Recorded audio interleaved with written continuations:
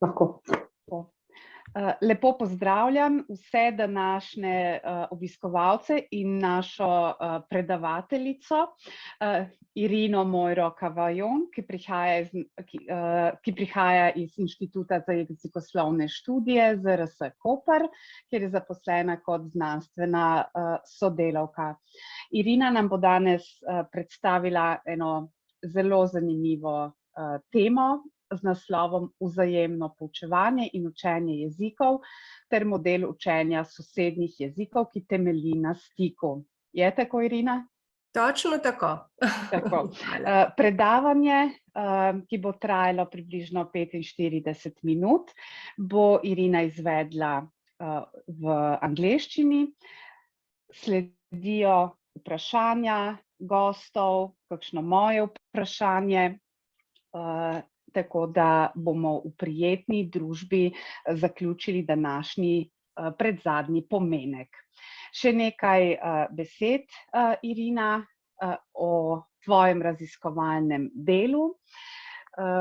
Odkrila sem, da se raziskovalno ukvarjaš zlasti s poučevanjem sosedskih jezikov, kar bo tudi tvoja današnja tema.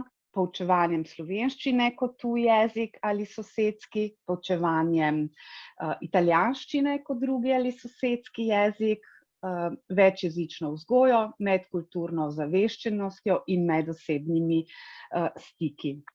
Torej, Irinino raziskovalno delo se osredotoča na obmejno jezikovno politiko in didaktiko tujih oziroma sosedskih jezikov.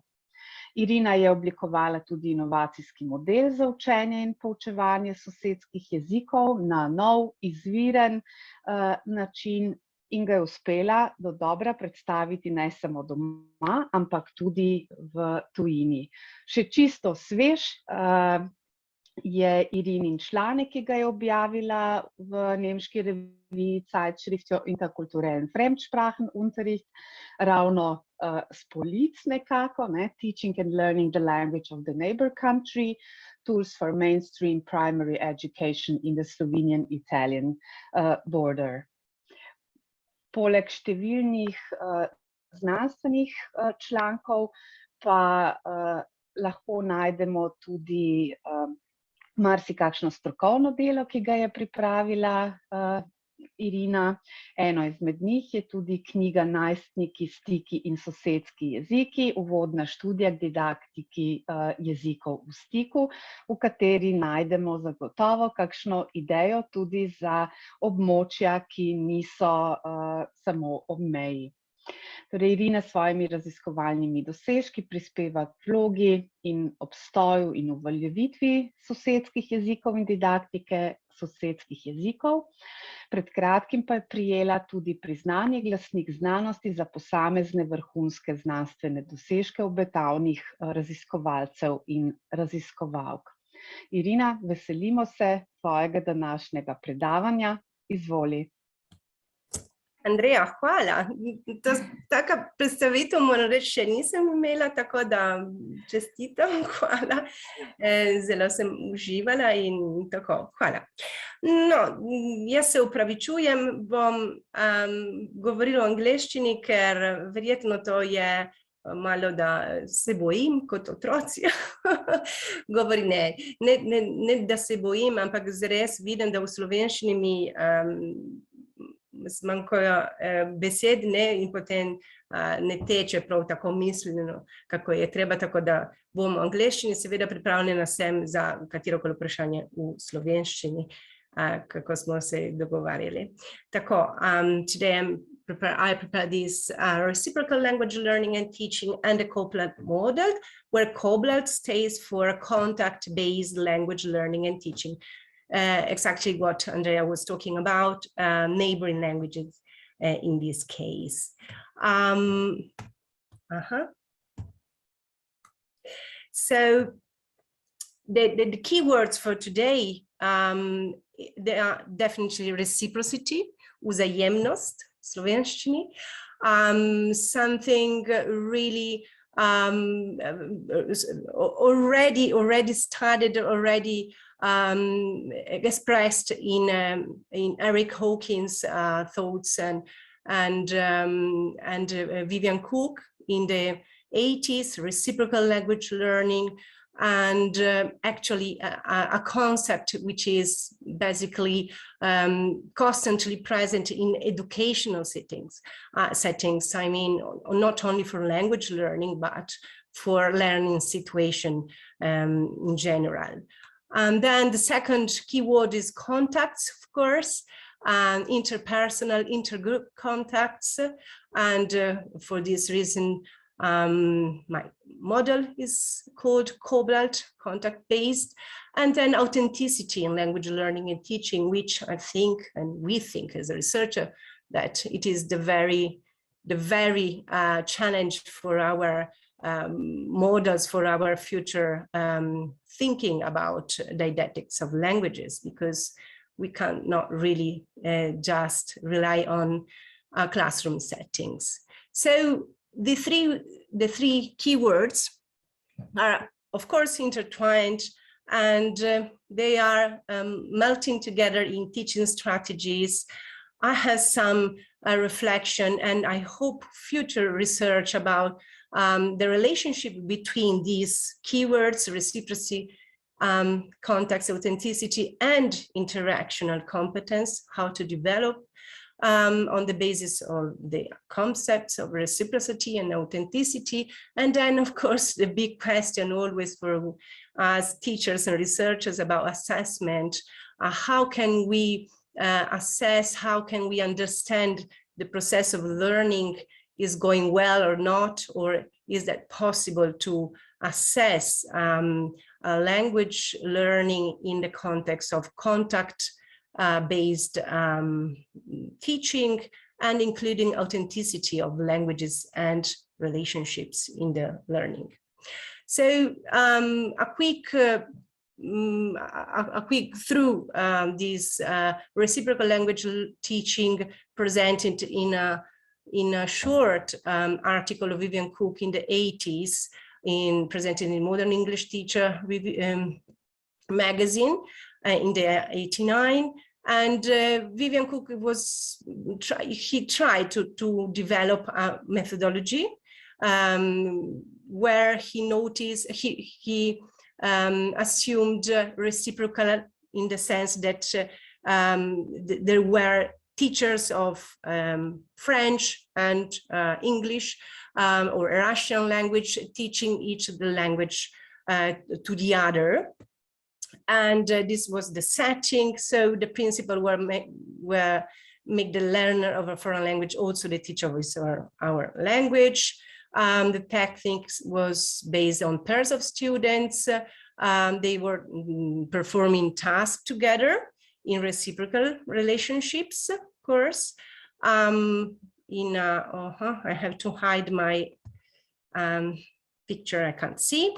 Okay, so in principle of peer-to-peer learning, and pair of learners of each other's languages, and an agreement between them on which language they use. So, for example, in that occasion, they agreed that one day they will speak French all day, and the following day they will speak English all day. The setting was an immersive language learning course, either in France or in England.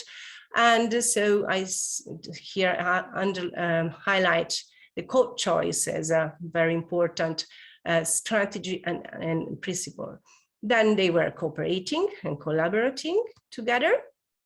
And Vivian Cook spoke about the importance of specificity in this context, specificity of micro languages shared, because they were teachers teaching to teachers, or in other occasions, lawyers teaching to lawyers. So they could speak about and through the language, the micro language they knew, which very, it is difficult that teachers, language teachers know, can master all the terminology of all these micro languages. So this is very much similar to what happens in my methodology, where children are adolescents, and they have their spatial adolescence language, micro language. And another important fact that this method is very much relying on the comprehensible input theory of Krashen. Good points of this theory, Vivian Cook said, that considerable insight into the twofold nature of communication between native and not native, which is a very important point. Elementary reciprocity. You help me today, I will help you tomorrow.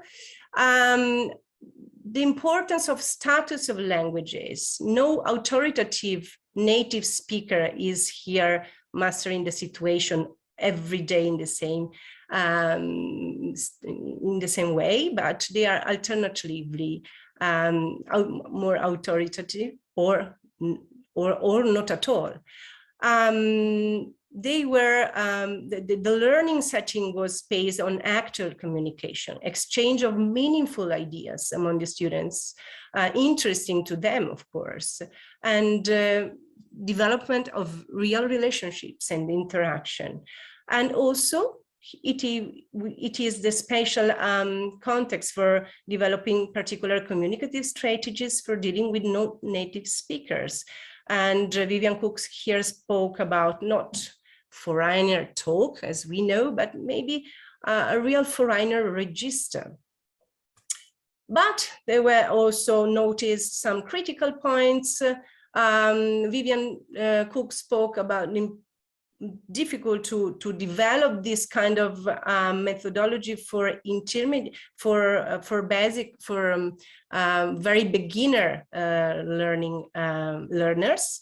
And then also the problem that it is very tiring and it is very difficult to be motivated in our own country. It is more attractive to study the language in a foreign country than in your own. And then, of course, logistics required. It's very difficult. We can't imagine to move class of children from Slovenia to England or to Italy or whatever. And so this is why I found the border regions the perfect context for developing forward this initial tentative to develop a reciprocal language learning and teaching method. I can see some chats. I don't know. Are you listening? Are you? Is it okay? Can you hear me? Vse je v redu, Irina. Okay, sorry, because I was checking the chat. Okay, so reciprocity, if we can also see outside language learning, it is really complex and nice. A nice principle and concept to develop in other field of studies. And so social psychology, above all developmental psychologies, they underline the importance of developing reciprocity and mutuality as central features for friendships. So, and so anthropologists and political scientists. And so in many fields, we can notice that where reciprocity is in action, there are more effective relationships going on, and maybe the goals are attained in different way. What we think in a paper I'm trying to write down, I interviewed many children who took part to this project of Cobalt, and I asked them why is so important to learn the language of, to speak, not to learn, but to speak the language of otherness, of the others. And I got some really nice answers. And so I think that we should develop more the concept of reciprocity within the language learning pedagogy. And we need to convey and foster a feeling of reciprocal exchange, personal enrichment, and social human growth in language learning. We have to think seriously about the authority and power exertion of some languages and to find the way of speak and to talk about this with children. And I'm trying to switch from communication as an exchange of information towards communication to build relationships, in pedagogy of tasks performed together, collaboratively, cooperatively, and speaking about complicity and sharing of common interests, which is something very appealing to adolescents, the pupils and the target population I am addressing in my methodology. So here I usually exploit, in a positive sense, a real nice interview with a girl who participates to our project.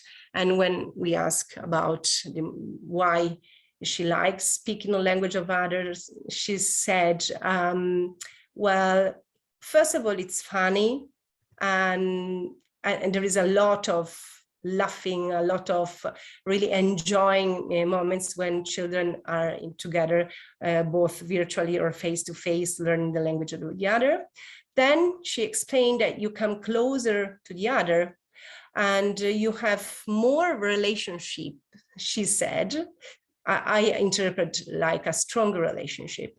And then at the end of the interviews, she said, maybe, because my question was, what do you think our technology maybe will allow us to speak each our own language without speaking the language of the other, because technology will make things automatically translating, like the actual Google Translate, but something even more futuristic. And she reflected a little bit, and then she answered, maybe in a couple of years, they will invent a device and the languages will be inserted, written inside my body.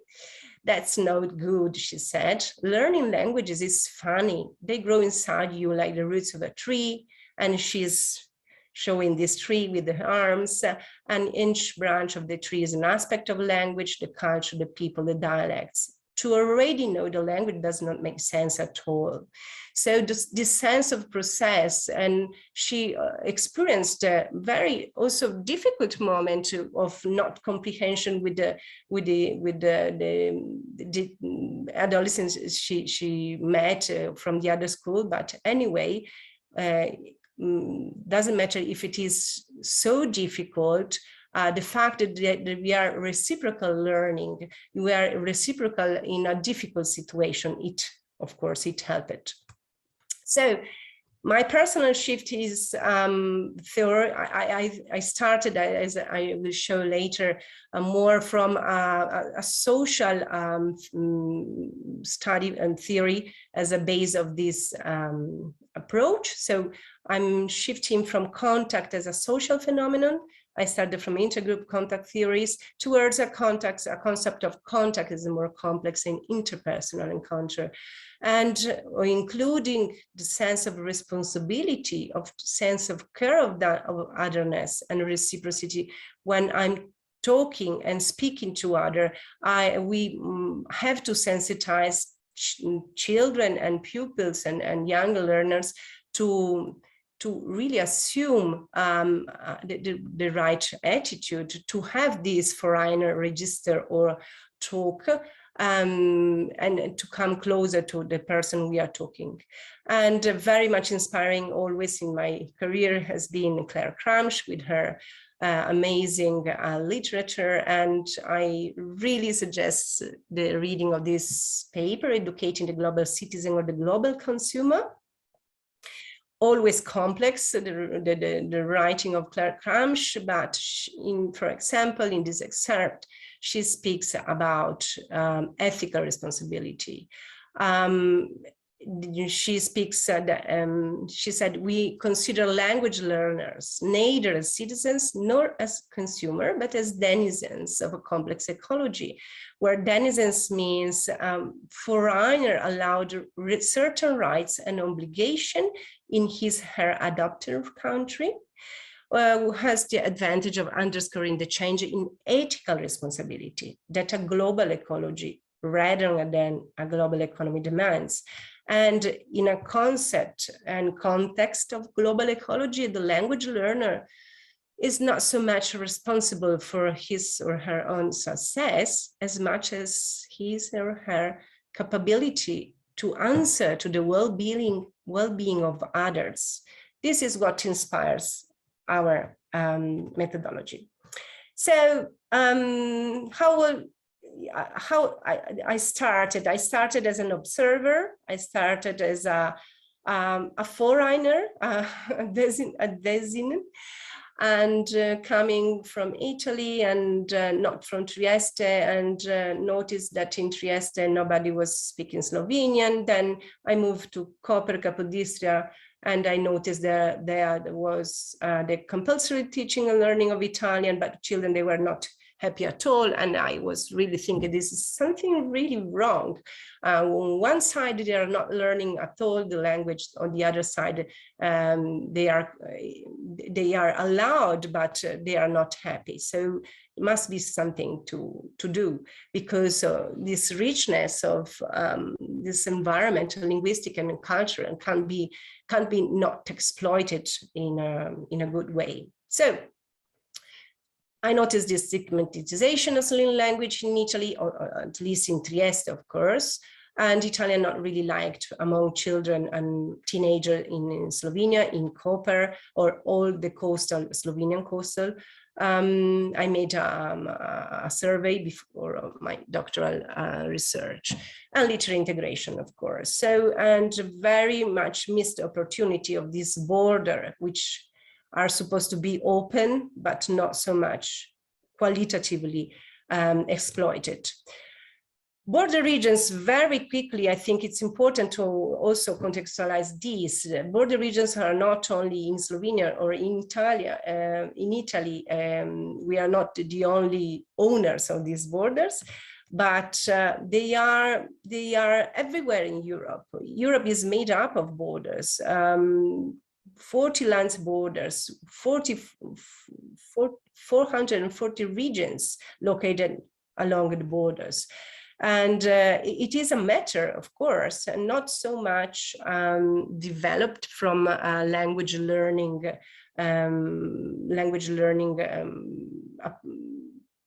theories or policies, of course.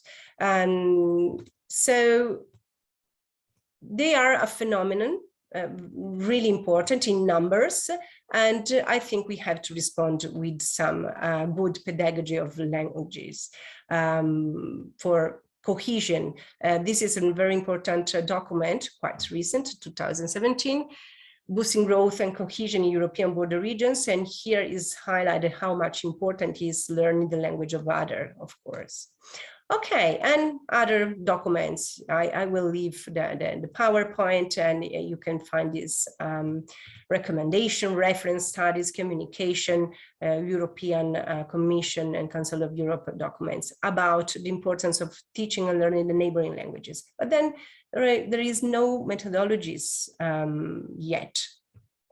So these are all the reasons why I started to develop my Koblet model, which was my doctoral thesis in 2015. Then I developed more tools through the postdoctoral study, and now with a new project. And basically, what is Koblet? It is a method of language teaching based on exploitation, use of a methodological use of contacts, both face-to-face and virtual, and contacts between speakers of two different languages, learning each the language of the other, based at the very beginning on this social theory of language, of the linguistic Gardner, the concept of integrativeness, which I will explain, and then the social psychologist Alport with his contact hypothesis, and the studies of in intercultural field of Bennett, the intercultural sensibility development model, and our very focus is automatic communication, which is a big risk, because It happens because we are putting together children in situation outside schools, not only outside, but based on outside classroom situation. Integrativeness, the concept I named, comes from the motivation theory of Gardner and Albert. And our aim at the beginning, because I noticed this not communication between Italian and Slovenian majority, minority groups, and so on, my aim was to with this didactic to positively influence integrative motivation through the development of integrativeness, which is a part of the integrative motivation. I summarize very simply in the desire to know and spend time with otherness, but of course, Gardner defined it much better, and so it says that it involves individuals' orientation to language learning that focuses on communication with members on the other language group, general interest in foreign groups, especially through their language. So I said how to positively influence the desire to spend time with otherness. We need to meet the others. So I devised this contact-based didactic, which is stage-based, very much experiential, digital, constructivistic, plurilingual, intercultural, and now more than the beginning, interdisciplinary, we will see.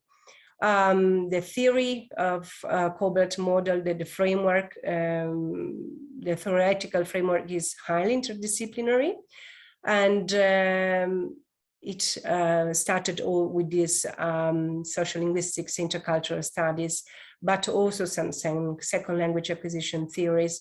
And here, I don't know if I wrote, but there is an interesting focus on interactional development, interactional competence development, and it included some theory about interactional competence development.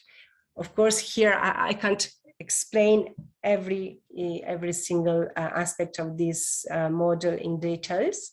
I would like, but it would be terrible to you, so I try to go quite fast forward. So to whom is this Koper model? Is addressing pupils from mainstream language schools settled in multilingual border areas, learning each the language of the other.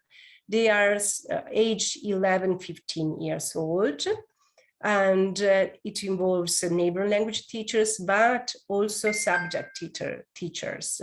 In the last version of this model, we will see we are devising modules of literature elements, history, geography, and science, and I will show you. So the Koper model has a theory published in these 2 volumes, one in English and one in Slovene. And then also, as Andrea said before, some more professional publication, which are the guide for the didactic. They are in Italian and in Slovenian at the moment. And we developed a digital autobiography, which is a website, interactive, personal. Children, they can enter with a password and they can write. It is a diary, an e-diary, electronic diary for all the experiences they have during their activities in this model. The model, we said it is stage-based. It is based on 6 stages, which are practically, the function is awakening to the virtual encounter, which is the very first action the children undergo. Awakening from a linguistic viewpoint, which language will I use? I will present myself, or if it is already an advanced virtual meeting, if we decide a topic, children are very much invited to devise, to imagine, to decide what they want to say. And so with a linguistic focus. Then, of course, also behavior and feelings very much. We are asking children how they feel, how do they think they will feel, and how they imagine the other are feeling this situation. And all this awakening is going through lesson in class, discussions very much, and with some language practice in classroom.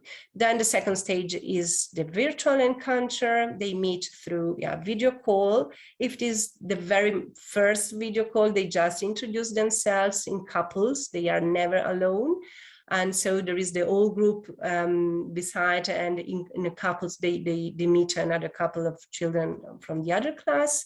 And again, here we invite them before the video call to look, to notice, to hear, to play, to try to get through more senses the sense of the other, his environment. And then, of course, the focus is on the language they use. Then there is the reflection, how they use the language, how was this contact, what happened, how much emotion influenced the way of speaking, and so on. Then again, the fourth stage is awakening for the real face-to-face encounter. And again, through discussions, lessons in class, they are invited to think how to build together with teachers the face-to-face encounter, which activities they would like to do, what they propose. So we are trying to involve children to be as much as active, and we are not just saying you will do this, what I decide, teacher. And so then the meet happens, and they usually meet in one morning, or if it is possible all day, but we concentrate activity, communicative activity in the morning. They are divided into little groups of 5 pupils mixed from the 2 schools, and they play together, they accomplish some, they have tasks to accomplish together, of course, and then in a plenary session at the end, they show the other groups what happened, and we discuss about this. And then when they come back, they have to reflect through the autobiography that we provide from the very beginning, of course. And all the time, they are also, these are the same stages. They are invited to contact each other through emails or through a platform, safe platform that we provide. The principles of all these activities are based on focus on the importance of choice of languages. We are not imposing languages, we are discussing which language we will use. The very first question children ask is, teacher, which language will I speak? Shall I speak really Italian? Shall I speak really Slovenian? Maybe I'm not able, can I speak English? And so we said that they are free to choose, and within real encounters, they are free to use the language they feel. And always happens that they use the target language, but the psychological environment is that they are free. In classroom, of course, they have to use the given language, what the traditional classroom request usually. And so there is an alternance of code, but the really important principle is that when we meet together, we can't force communication into a code. This is very much different from the original reciprocal language teaching of Vivian Cook, for example. And we speak about reciprocity in the fact that there has not to be a language supremacy. We notice at the very beginning that because the level of mastering of languages is very different, with Slovenian children mastering Italian more than Italian pupils mastering Slovenian. In some situation, they speak more Italian, for example. in face-to-face situation, but then we provide such activities that we know there will be a balance of this. And in very interesting, in virtual exchange, there is no so much supremacy of Italian, for example, maybe because they feel in a safer situation. We provide cooperative learning activities, and we speak about liberatory pedagogy, where children, they feel more autonomous. They have to decide. Sometimes they have a responsibility, which they don't really like always, but we believe it is important. They make their choice. And we speak about an ecological approach, in the sense that we are respectful of local teaching practices. All these principles are then adopted and adapted from teachers in their own schools. This is the autobiography, the website of their electronic diary, and which is inspired by the great autobiography of intercultural encounters of Michael Byram, but with some different fields of observation, which of course Michael Byram couldn't think because he was not thinking of borders, and here in our autobiography is contextualized in borders. And so strategies, we use context, virtual and face-to-face, lots of reflections inspired by the developmental model of intercultural sensitivity of Bennett, who spoke about the key importance of a reflection pre and post departure of our encounters. So class discussion a lot. And of course, we use a social network or digital network for encountering virtually. And then the face-to-face thematic encounters. I forgot to say that this model, the six stages are lasting 6-8 weeks in one semester, and then we devise a second, the realization of a second model in the second semester. So in the first semester they are in one school, and the second semester they meet in the other school. And the face-to-face are thematic, depends on what teachers established at the very beginning of the school year. And inside school, we, of course, they have also moments of playing, free time and so on. But our activities are mostly communicative, interactional based activities. So children, they have to invent themselves and prepare the school tour for the guests. They have to prepare quiz, they have interviews like journalists. They play and they record, video record role plays, they have creative writing and so on. And every time actually are new activities. They podcast each other, which is very funny, very interesting for language awareness and development about sounds and pronunciation and how to learn languages and sounds.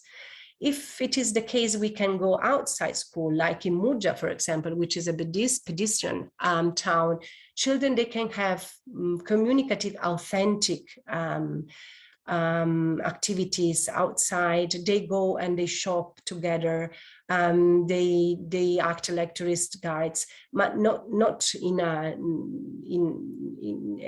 how to say extemporary. It is all prepared. We give them instructions, and so in the mixed groups, children, they have reciprocal to teach something, and they are also observers, and they have also some observational grids to say how it worked. And if they go to have a drink, they order a Coke in the bar. In one country, the native speaker, they are ready to help to construct the discourse for ordering the drinks, and then they have some observation, always in a constructive and positive way, of course. So authenticity of communication and autonomy. Some pictures just for relaxing. So in school, outside schools, where they act like guide tours, or they go into the shopping, or they have they ordered a drink, or like in Muja, we visited the municipality and the major spoke to the pupils about the importance of neighborhood, politics and languages. So they got also some aspect, not only linguistics, but also societal, of course. So the final goal are contacts. Children are very, very fast to exchange immediately their Instagram. You can't even notice, and they have all the Instagram of the others in 30 seconds. And the results are positive from methodological viewpoint. Teachers said about empower opportunities of real communication, of course, and also the possibility to develop skills specifically important to the class. Interaction skills stimulated, which is very difficult in the classroom. Opportunity to observe aspects we don't have included in our curriculum, like willingness to communicate, opportunity for a holistic observation, and enhanced knowledge about neighboring countries and technological and experiential. Children very, very nicely, they said, now I know how to communicate with strangers. So they develop communicative competence, pragmatics. It teaches you how to manage with language when they are together and they have to strive for communication and to go to the end for understanding each other. And you listening competence, you listen the word and then you memorize by means of experience. And interactional competence, you learn to strive, metalinguistics, learning by means of experiences, and so on. As researchers, we notice beautiful things, and of course also what we have to go more in deep to develop better. So we notice and we felt and we have been told of the importance of contextualizing this in really exceptional language learning in a more also cultural context, including other subjects. We had very often teachers of Slovenian and Italian as first languages, language of the school included because they were interested. And so we decided to continue in a more interdisciplinary approach. We insisted on a little more on social constructivistic approach because we noticed sometimes that there is how to say, it is not always so automatic to include the children, pupils in the path we devise for them. It is not always the case that we build together with children, and we have to involve them more. And more interactional skills, I'm interested in this aspect to develop a methodology for developing at very basic level more interactional skills. And of course, how to evaluate all this together. And also there is, many times we notice the presence of children with immigrant background. They have been always being included, of course, but we would like to be something more for including in a plurilingual language approach, maybe also their languages. This is a question. So these are the challenges for our new project, which started in October of last year. And the title is very long and it includes this social constructivism. I read it in Slovene. Krepitev socialno-konstruktivističnega pristopa na slovenskih obmejnih območjih k poučevanju in učenju sosedskih jezikov v osnovni šoli so ustvarjeno razširitvijo in vrednotenjem modela Koblet. So we are focusing now more on the evaluation, and we are including more borders and more languages. Now we are including also Gorica and Nova Gorica, and also this challenging situation of Croatian language, which is not so much taught in Slovenian.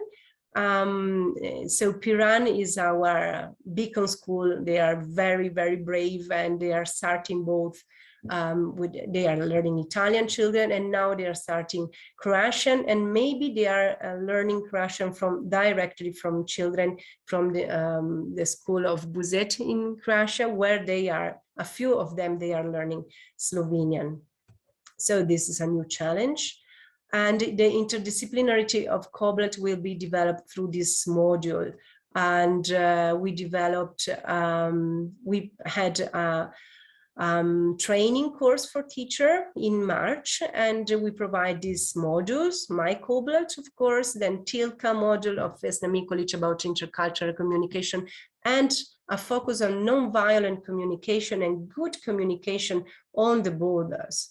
And we will see how literature, how to develop a short input of literate teaching in our language course, reflection on language, cross-language awareness through the colleague Tina Chok, and historical issues. Why are neighboring languages so conflictual? Why is this situation about all these borders, and what is Istria, for example, which is completely different situation from Italian-Slovenian border on this side between Slovenian and Croatian, and of course geopolitical issues.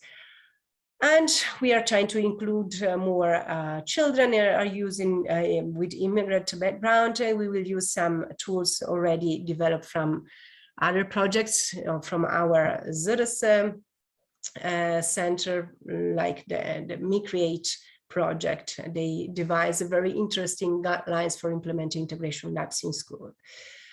So, and at the end assessment, we are the challenge, we will train teacher in the next August about dynamic assessment, which is the typical assessment of social cultural theory, social constructivism, which put no separation of instruction assessment. It means that in the meantime, I'm providing some information. I also assess your capability of a response to my new input, which will be very, very challenging, not yet started.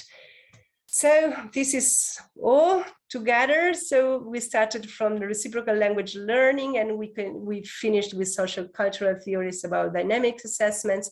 But throughout, we included the importance of developing a pedagogy of relationships and more focus on language, how to develop interaction competence for maintaining this relationships-based language pedagogy.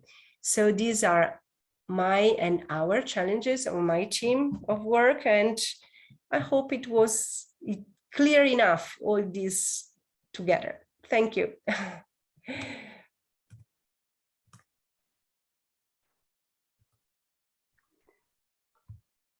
Are you still there? Yeah. Ja, hvala lepa, Irina, za predstavitev tvojega modela, ozadja, teoretskega in vsega, kar si razvila. Zdaj pa sledi drugi del tega našega tedenskega pomenka, in sicer vprašanja, komentarji za našo današnjo predavateljico. Bi kdo začel, mogoče s kakšnim komentarjem, se je porodilo kakšno vprašanje?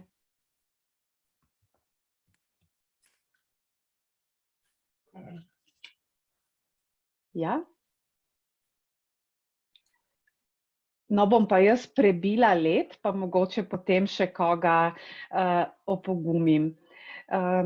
Irina, večkrat si danes omenila, da je eden izmed ciljev tega pristopa, tega modela, spodbujanje avtentične komunikacije. Si imela zapisano na PowerPointu authentic communication, real communication. Kaj pravzaprav imaš v mislih, ko govoriš o tej avtentični komunikaciji? Ali gre za komunikacijo kot jo poznamo, recimo definirano iz skupnega evropskega referenčnega okvira, ali mogoče se bolj pridružuješ komunikaciji, kot je nekako posreduje klin? Aha. Hvala za vprašanje, super, zelo težko potem, kako sem prej rekla, v detajlu vse razložiti, ampak to je zares ključno razumeti, kaj pomeni avtentični. Tukaj avtentično je situacija, je komunikativna situacija, se reče, je? I'm speaking Slovenian, ok. Tako da avtentična komunikacija, avtentičen jezik pomeni, da jaz vključujem v mojem učenju jezik, ki ni, to zares je malo težko v slovenščini. I'm not controlling language. Sorry, I have to switch in English. Okay, so the language is authentic because the communication is authentic, and I don't know what will happen, and there will be words that I don't know yet, and because children, they are trying to understand. For example, a very practical example, when children are visiting the school of others, there is a presentation of the school from the side of the school children. And of course, the presentation is prepared before in advance, but then questions will come, of course. And in that case, it happens it is an authentic communication. And so children, they have to be prepared to answer. Maybe they will not understand everything, like in real authentic communication. And so this is a competence that we have to develop. We have to prepare children for this, not to get scared, and to know how to ask for clarification and all these aspects of interactional competence, of course. And also say, I'm sorry, I didn't understand, and then maybe can switch in another language, in English or the language of the other. Se pravi, da igra zelo veliko vlogo tudi vzgoja k neki intercomprehension, česar nekako pri učenju jezikov nam je včasih kar težko priznati, da česa ne znamo, nismo razumeli, moramo poseči tudi po kakšnih neverbalnih sredstvih, drugih jezikih ali podobno. Po tvojem modelu teh težav ni. Ja, seveda, težava je univerzalna, ampak recimo tako, vloga intercomprehension pri našem modelu je tako, da mi dovolimo seveda, ker to je človeško, to je zares ena rešitev, ki pride avtomatsko, ne, in prav, ker nočemo, predvsem, kadar je komunikacija v živo, ne nočemo dati ta, kako se reče, otroci se ne smejo čutiti, da ne smejo nekaj jezik govoriti, tako da si lahko pomagajo, ampak cilj ni intercomprehension, cilj je prav, da jaz se bom učil čim več, čim boljše tvoj jezik, ker hočem razumeti prav tvoj jezik. In zato zdaj, da bomo imeli ta cross-language module, naš cilj je prav to, da otroci razumejo distance of languages, koliko jeziki so lahko podobni ali različni, in še recimo vprašanje bo zdaj, recimo slovenščina, hrvaščina, ker je tako podobna včasih, ampak ni enako, ker potem lahko, da je beseda morfološko ali zgleda ista, ampak potem pomen je čisto drugi. Tako da upajmo, da bo možno vse se poglobiti z otroci, ampak to bi bil cilj. Tako da intercomprehension kot strategy, ne kot cilj. Prej smo videli zelo veliko številko na tvoji projekciji, ki prikazovala ljudi, države, ki so na tem mejnem območju. Se pravi, pravzaprav nobena država ne v Evropski uniji, ne po svetu, ni izvzeta iz mejnega območja. Vsaka meji na neko drugo. Včasih mi celinci nekako mislimo, če živiš pa ob meji, potem pa imaš že kar neko naravno danost potem, da se boš učil sosedskega jezika, da je ta motivacija za učenje jezika sosedov že sama po sebi tam. Pa pravzaprav ugotavljamo, da ni, ne? Kako je bilo tebi kot opazovalki tega obmejnega območja z znanjem več tujih jezikov, z ukvarjanjem z večjezičnostjo, gledati na ta pojav oziroma ga sprejemati? Hvala za to vprašanje. Prav to mi je opazovanje, ki bom zdaj razložila, mi je spodbujalo na to didatiko. Jaz sem prihajala iz Benetke, kjer je večjezičnost čisto drugačen, ker tam je ogromno ljudi, ki grejo, pridejo. Živela sem z eno študentko iz Nemčije, potem naslednji teden je prišla Kitajka in tako, to je poznaš ogromno ljudi iz celega sveta, ampak se ne ustavijo in recimo tako je English lingua franca, ali Venetian language, vsi se malo potrudijo se učiti ta dialekte, Potem, kadar sem se preselila iz Benetke do Trsta, prvič sem bila odrasla in nisem vedela, da obstajajo ti manjšinski jeziki, to je sramota in to je problem kurikule, v Italiji ta večjezičnost.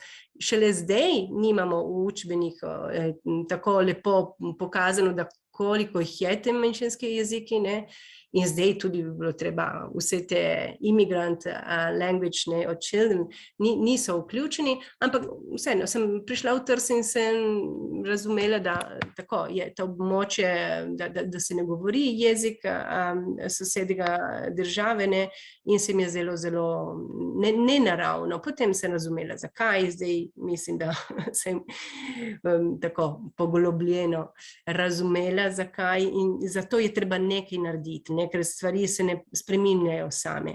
Seveda je več interes, recimo v Trstu zdaj za slovenski jezik ogromno, imamo dosti tečaja za odrasle, Zanima je za Slovenijo, pomagalo je sigurno, ta odprte meje je pomagalo, ampak pravim, jaz kot učiteljica pravim, da šola je ta pravi kontekst, kjer razvijati ne samo poučevanje jezik, ampak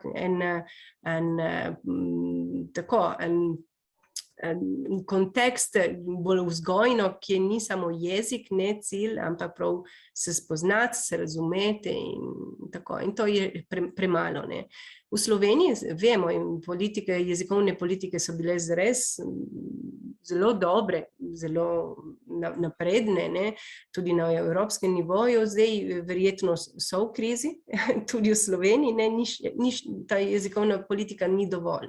Zato pravim, da sociokonstruktivizem ali tako z otroki nekaj obdelati, razumeti, kaj je bliže, to bo pomagalo razumeti, kako poboljšati poučevanje jezike, ki so tako pomembni, jeziki sosedski.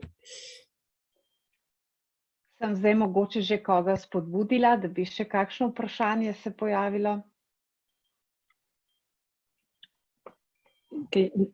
Lahko jaz, Nastja?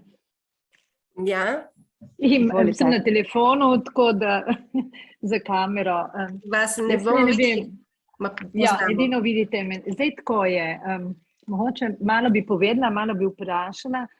Torej, jaz tudi sem otroštvo preživela v Goričkih Brdih in tam smo prav na meji. Torej, se spomnim, ko smo leta 1963 kupili televizor doma, nam sploh slovenskih oddaj mi nismo lovili, ampak smo gledali samo italijanske oddaje. In to recimo v vseh, ki je bil to problem, smo se recimo potem to italijanščino hitro naučili. Je pa zadnje čase, tako če bom rekla, oziroma že te mlajše generacije, torej se ne rade učijo italijanščine. In to je velik problem, ne, verjetno, ko ste rekla, gospa Irina, poznate vzroke. Zdaj tudi imamo v srednjih šolah probleme, recimo, da se otroci sploh odločijo za italijanščino, tukaj ob meji, tudi v osnovnih šolah.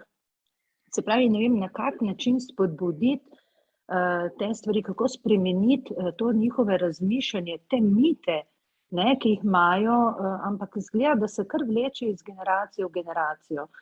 Recimo, mi smo imeli tudi težavo, kot šola smo že takrat na začetku projekta Jeziki štejejo iskali recimo šole v Gorici, v Falconu, v Trbižu, torej v Ronchi dei Regionali, torej da bi se mi povezali, ne, ker nekako smo si tudi skozi projekte in tak cilj zastavili, pa nismo dobili.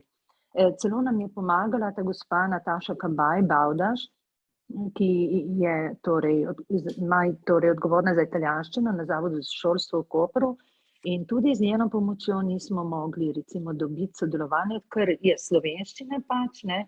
Če bile pa druge šole, recimo, da bi uporabljali, se pravi, da bi bili mi, ne vem, angleška, francoska šola, bi bilo to drugače, ne. Tako da res Oprostite, kaj pravite? Da to je kot presodek, da oni niso hoteli z vami sodelovati ali zaradi jezika? Zelo slabo, verjetno, da nekako, ko smo torej niso hoteli sodelovati, tako je bilo zdaj, čeprav v 90-ih letih pa smo sodelovali, ne. Več kot eno leto smo iskali, ker smo gledali tudi potem, da na stroko so te ekonomske šole, strokovne šole, te instituti komerčali, ne, ki so, ampak ni bilo zanimanja, zdaj mogoče tudi, ne vem, ali učitelji niso pokazali interesa, ker je tukaj ne le potrebno malo drugače zapeljati kurikuli in tako dalje. Vendar tako pogrešamo res to sodelovanje. Mogoče upamo zdaj to, ker bo to leto 25, ne, ta kulturni, torej veliko dogajanje v okviru Gorice in Nove Gorice, vendar tu se ne premakne, ne. Tako da, in vedno manjša je, tako bom rekla, nekako želja, ne, po učenju. Mogoče pa še mimogrede slučajno poznam, tu, torej v Ronchi dei Regionali, ne, ker je tudi dvojezična skupnost, je pa zanimivo, da veliko Italijanov, torej staršev, vpisuje otroke v slovenske šole, ne. To je pa problematika, ker je veliko priseljencev v tem delu, ne, predvsem iz Bangladeša, in pravijo, da precej so se poslabšali torej izobraževalni rezultati v italijanskih šolah, ne.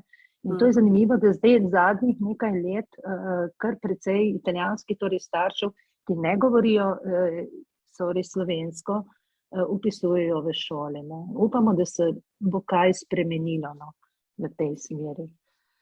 Samo komentar, malo predolgo je bilo. Ne, v redu. Kar se ti ideje porajajo, ne. Ja, mislim, da je pomembno tudi za koga ni na meji, ne, tako da to malo sliši. Jaz sama povem to, da letos smo začeli z Gorico in sem tako potrdila mi, da do zdaj italijanske šole niso še poučevali slovenščino, ne.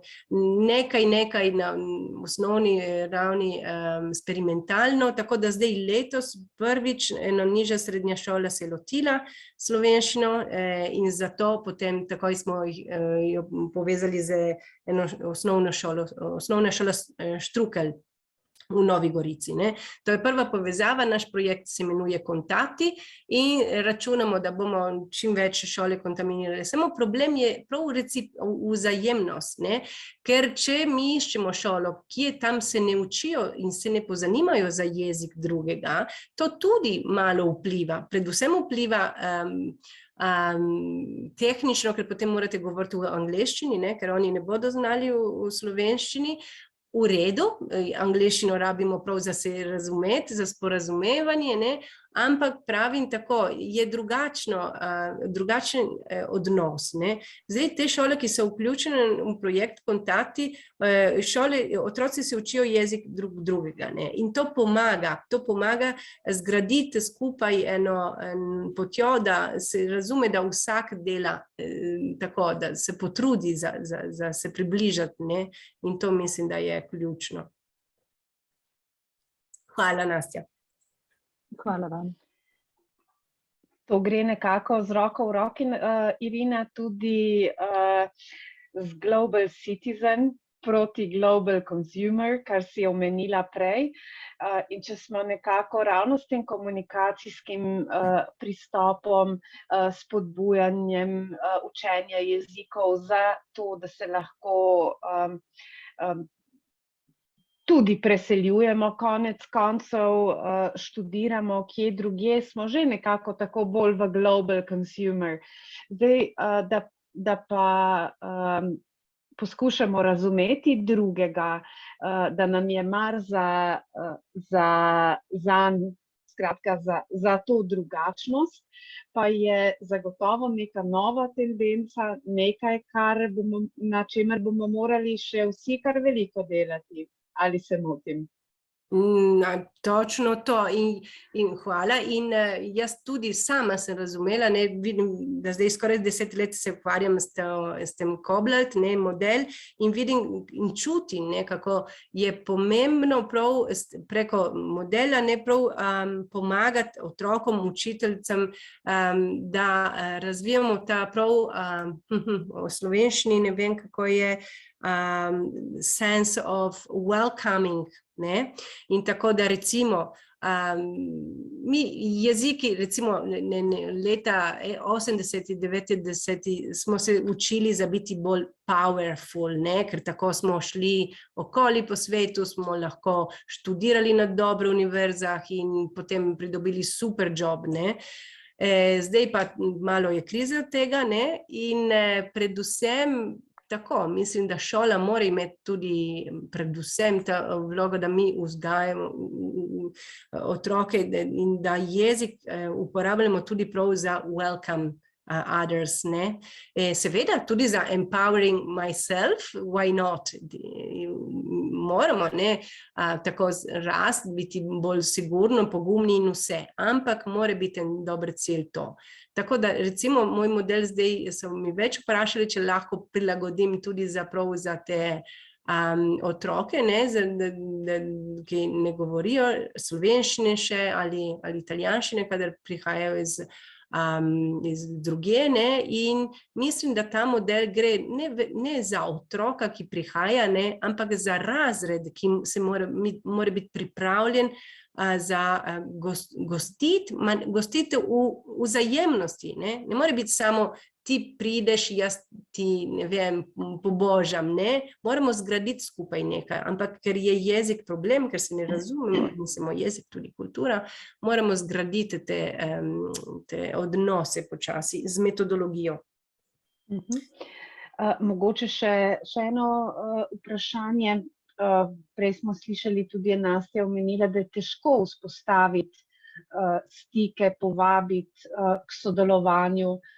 Kdo po tvojem mnenju igra ključno vlogo pri uspešni implementaciji tega modela med nekima dvema šolama? Joj, lepo vprašanje. Kdo? Recimo, tehnično je problem, če v Italiji nimamo dovolj šol, ki se poučijo slovenščine, ne bomo mogli izvajati, ne, model, ker potem ne bo več ta vzajemnost, ne, bo samo da, ne vem, otroci iz Slovenije, ki se učijo italijanščino, poznajo otroke Italijane in bodo govorili v angleščini, ne. To lahko, da je en način, ampak ni ista stvar. Tako da, če hočemo, recimo, več šol, ki se učijo, ki ponudijo tudi slovenščino, pomeni, da nekdo ki se ukvarja z jezikovno politiko, bi moglo, ne. Tako da jaz sem rekla, da pogrešamo jezikovne politike, ki to podlagajo, podpirajo, to pa sigurno. Po drugi strani tudi usposabljanje učiteljc, moramo poznati, da obstajajo tako strategije, tako da preko učiteljc vse se razvija potem, brez tako. Po eni strani jezikovna politika, po drugi strani prav docenti, ki morajo to izpeljati. Mogoče še eno vprašanje, ki se mi je porodilo zdaj, ko si omenila učitelje. Domnevam, da je vedenje o tem sobivanju in vzajemnem učenju jezikov pomembno ne samo za učitelje jezikov, ampak tudi za učitelje nejezikovnih predmetov, hkrati pa tudi za učitelje nesosedskih tujih jezikov. Tako, prav letos smo eksperimentalno začeli te interdisciplinarne module, in tako recimo istočasno, kadar učiteljica italijanščine, zdaj govorim prav primer osnovne šole, istočasno učiteljica italijanščine poučuje italijanščino in pripravi otroke za virtualne srečanje in komunikacijske kompetence in tako dalje. Učiteljica zgodovine je nekaj obravnavala tematiko okoli sosedskih jeziki, učiteljica likovne zdaj za hrvaščino, to pa zanimivo, bodo otroci med tem, da začnejo z hrvaščino kot jezikovne učenje, pri likovni bodo pisali v glagolici in tako razvili malo, bodo se razumeli, boljše poznali ta kodo, in tako dalje. In učiteljica zemljepis bo nekaj govorila o Istri ali Hrvaške, in tudi če ni točno v kurikulu, bodo to oblikovali in za 6-8 tednov vsi obravnavali nekaj okolite izkušnje, ki otroci imajo. In to mislimo, da bo vplivalo pozitivno, ker otroci vidijo, da ni samo učiteljica italijanščine, ki hoče nekaj, zahteva nekaj za projekt, ampak je cela šola, je kot community practice praktično. In seveda ključno so heads, ravnatelji šol. Tam, kjer je podpora prava, močna strani ravnatelje, sigurno projekt je bolj uspešno. Še kakšno vprašanje mogoče?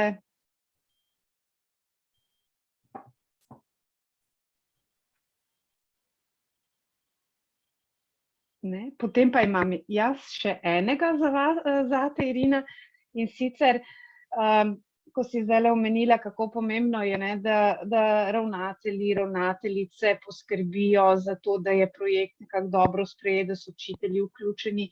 Pa bi mogoče vprašala tudi z vidika učencev. Če želimo, da ta tvoj model živi na neki šoli, potem mora biti prilagojen pravzaprav vsem učencem, ki na tej šoli so, ne glede na to, ali imajo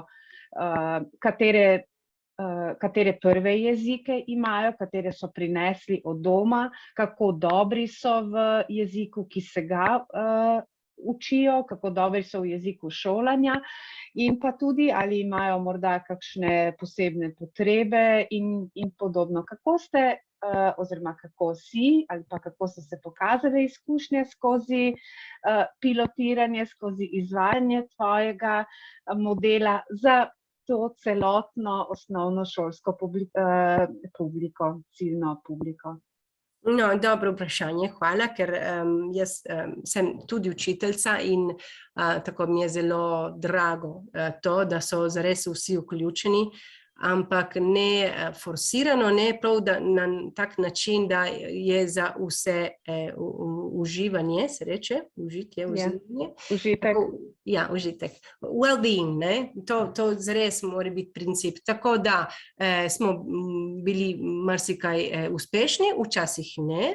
In recimo enkrat smo imeli probleme z eno punčko, ki je izhajala iz muslimanske kulture in starši niso dovolili, da ona se vključuje na video calls, ne, zaradi obraza, niso hoteli pokazati fizično punco in to je recimo bilo hudo, težko, ne, ker mi malo smo hoteli, ne, in seveda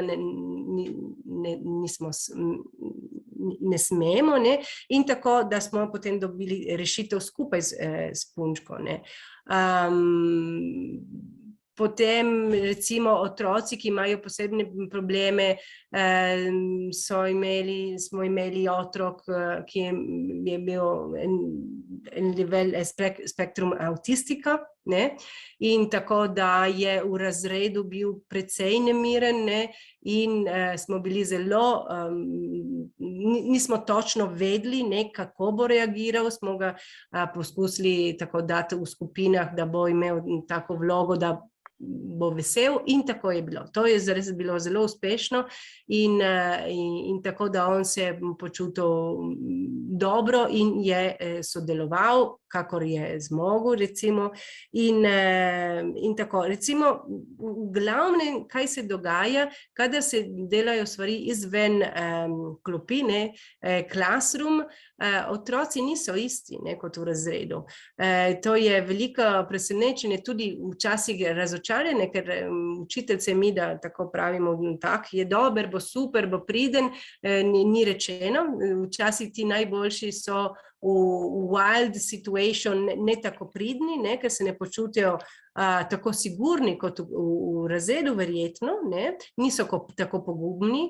In obratno, otroci, ki so malo bolj tako tiho ali nimajo še razvite te kognitivne ali, ne vem, vse te spretnosti, ki več zahtevamo za tradicionalne aktivnosti v razredu, ne, se pokažejo več izven razreda, ne.